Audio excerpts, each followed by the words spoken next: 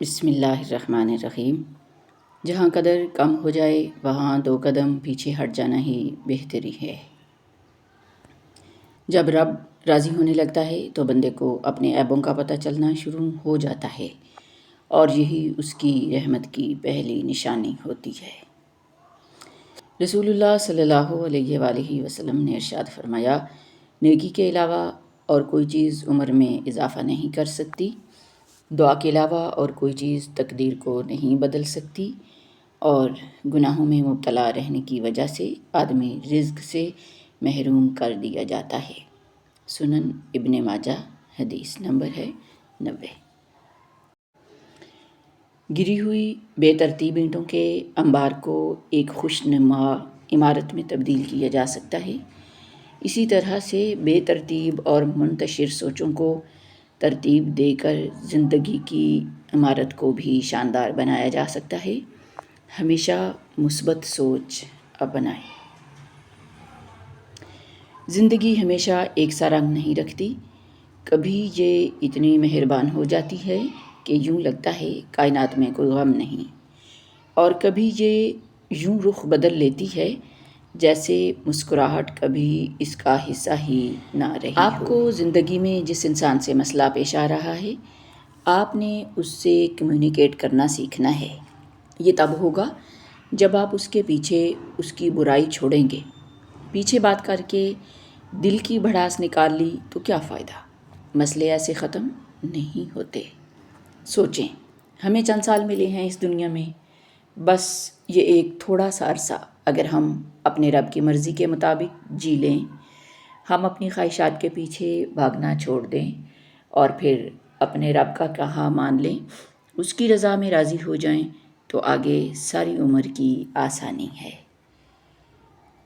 امام ابن کثیر رحمۃ اللہ علیہ فرماتے ہیں، اپنے اوپر اذکار کی چادر اوڑھو تاکہ انسانوں اور جنوں کے شر سے تمہیں پناہ مل سکے، اور اپنی ارواح کو استغفار کے ذریعے تحفظ دو تاکہ دن اور رات کے تمہارے گناہ معاف کیے جا سکیں۔ سچے احساس کے رشتے مادی حوالوں سے بے نیاز ہوتے ہیں۔ سچا احساس سچے جذبات کا ترجمان ہوتا ہے جو آپ کے عمل سے ظاہر ہوتا ہے۔ شیخ سعدی، مایوسی ایک دھوپ ہے جو سخت سے سخت وجود کو جلا کر راکھ کر دیتی ہے۔ بے وقوفوں کو نظر انداز کرنے کا فن سیکھو، زندگی آسان ہو جائے گی۔ گھڑیاں 2 طرح کی ہوتی ہیں، ایک وقت بتاتی ہے اور دوسری اوقات۔ مجھ سے بہت سے لوگوں نے اپنا غم بانٹا اور اپنا درد سے بھرا دل ہلکا کیا، مگر خوشی بانٹنے کے لیے انہیں ہمیشہ مجھ سے بہتر لوگ مل گئے۔ محبت اور دوستی، یہ 2 چیزیں ہر طوفان کا مقابلہ کر سکتی ہیں، مگر ایک چیز ان دونوں کے ٹکڑے ٹکڑے کر سکتی ہے، اور وہ ہے غلط فہمی۔ اچھے لوگ سڑک کنارے لگی روشنیوں کی مانند ہوتے ہیں، جو فاصلے تو کم نہیں کرتے، البتہ راستے کو چلنے والوں کے لیے آسان ضرور بنا دیتے ہیں۔ میں نے اپنے خوف اور درد کے آنسو پونچھنے کے لیے کسی کا دستِ شفقت نہیں مانگا، اور نہ ہی کسی کو گلے لگانے کے لیے نیند سے جگایا تاکہ میں سکون حاصل کر سکوں۔ میں نے اپنی زندگی کے بدترین لمحات کو اکیلے ہی گزارا ہے۔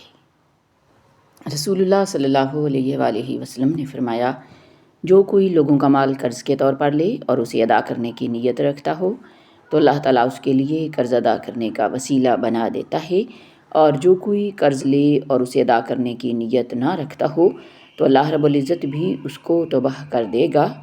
روایت کیا ہے صحیح بخاری نے۔ بابا جی کہتے ہیں، لوگ دھوکہ نہیں دیتے، لوگ بکتے ہیں، آپ سے خریدے نہیں جاتے۔ بد نظر اور بد فطرت لوگوں کو آپ کی کوئی بھی خوبی کبھی نظر نہیں آئے گی۔ غربت دنیا میں جہنم کا عکس ہے، یہ بچپن مار دیتی ہے، جوانی چھین لیتی ہے اور زندگی کو سزا بنا دیتی ہے۔ مٹی جمع ہوئی تو اینٹ بنی، اینٹ سے اینٹ جڑی تو دیوار بنی، دیوار سے دیوار جڑی تو گھر بنا۔ یہ بے جان چیزیں ہیں، جب یہ ایک ہو سکتے ہیں تو ہم انسان کیوں نہیں ایک ہو سکتے؟ پریشانیاں حالات سے نہیں، خیالات سے پیدا ہوتی ہیں۔ عقل مند ہے وہ شخص جو انجام سوچ کر کام کرے۔ جب اللہ تعالیٰ نے انسان کو بنانا چاہا تو اس کے خمیر کے لیے مٹی کو پسند کیا، کیونکہ آگ، ہوا اور پانی میں وہ خصوصیات نہیں تھیں۔ مٹی میں عاجزی تھی، انکساری تھی اور چیزوں کو سنبھالنے کی طاقت تھی۔ اللہ رب العزت نے یہی چیزیں اپنے بندوں کے لیے بھی پسند فرمائی ہیں۔